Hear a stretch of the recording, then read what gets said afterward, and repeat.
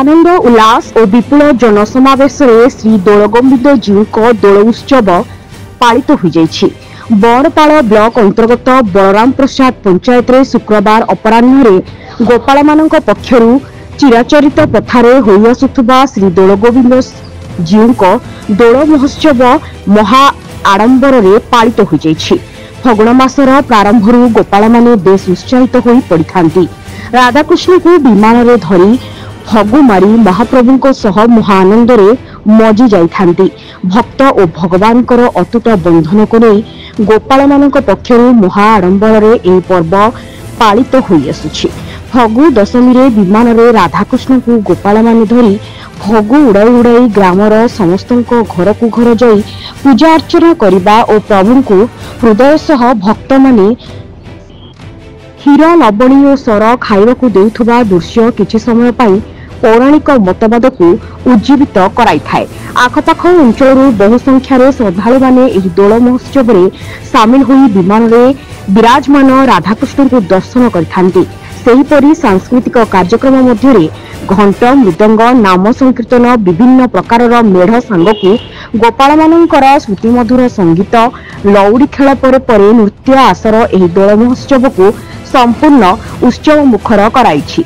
सूचनायोग्य एही अंचल यह एक चर्चित दोल महोत्सव बोली मान्यता रही आसिछि। फगु दशमी ठारू 5 दिन व्यापी गोपाल माने विमान रे ग्रामर घर को घर श्री दोलगोविंद को नेबा आनिबा सह पूजा अर्चना करिथांती।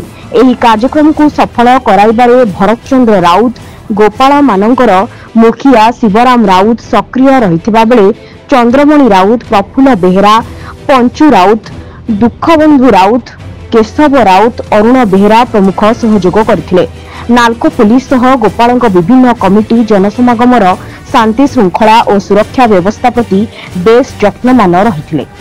आपनको परिचयडा मो श्री भरत चंद्र राउत दोलगोविंद जीवर ट्रस्टी मैनेजिंग ट्रस्टी। आज आपनको जो एडी हमर होजी पूर्णिमा प्रत्येक फगु दशमी आरंभ होई पूर्णिमा पर्यंत हमर प्रत्येक चले धूमधाम चले।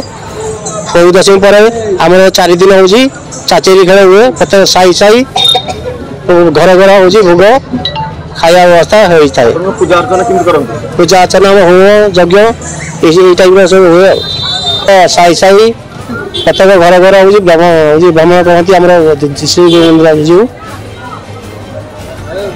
समस्त बेहरा मान को नहीं आम ये सब 7 बेहरा मान को नहीं ये सब संस्था हमारा चली यही संस्था हमारा चली।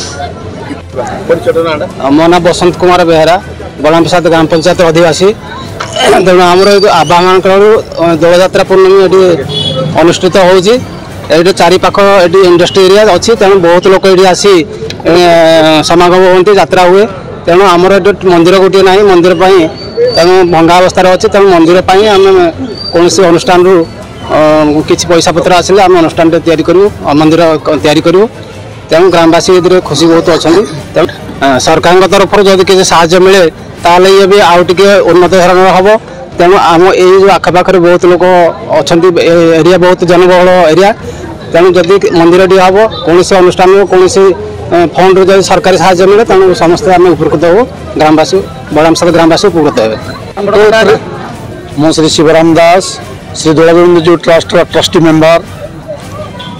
आज ये हूँ आमर द्वादश गोपाल समाज दोल यात्रा और आवाहन काल ये दोल यात्रा आम बलराम प्रसाद ग्राम पंचायत रे पालन हो आसुची। आमर गड़ साही रे आम ठाकुर मंदिर अवस्थित से मंदिर आमर दशमी दिन फगु दशमी फगु पूजा हुए एवं से दिन ठार पूर्णिमा पर्यंत बलराम प्रसाद जो पड़ा ग्राम अच्छी 12टी जाक पड़ा साही रे ठाकुर प्रत्येक दिन चाचेरी खेल खेली ठाकुर को भोग खाया सहित ग्रामवासी माने समस्त महा आनंद और आडंबर ठाकुर को वंदापना कार्यक्रम करती। एवं आज श्री बड़बेहरा पाटना स्थित घर ठारू प्रसेसन महा आडंबर बाहरी बलराम प्रसाद ग्राम पंचायत रे ठाकुर यात्रा महासमारोह पालित हो।